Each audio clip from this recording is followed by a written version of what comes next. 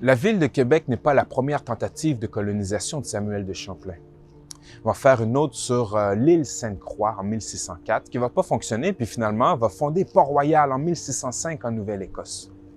Et lors de ces tentatives de colonisation, il y a un homme qui accompagne Samuel de Champlain qui s'appelait Mathieu d'Acosta. On n'a pas beaucoup d'informations à son sujet.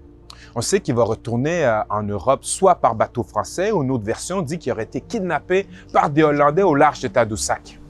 On sait qu'en 1607, Pierre du Gardemont va faire des pressions sur les Hollandais pour récupérer Mathieu d'Acosta et l'année suivante, en 1608, signe un contrat avec celui-ci pour qu'il vienne participer à la fondation de la ville de Québec en tant qu'interprète.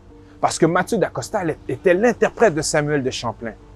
C'est lui qui faisait la traduction entre les Premières Nations et les Européens. Mathieu d'Acosta signe le contrat, mais il ne viendra pas ici parce qu'il se retrouve en prison l'année suivante, en prison au Havre pour insolence. Mais Pierre du Gardemont voulait tellement que Mathieu d'Acosta vienne à Québec qu'il va signer un contrat 1 an plus tôt. Il va offrir de le payer pour attendre.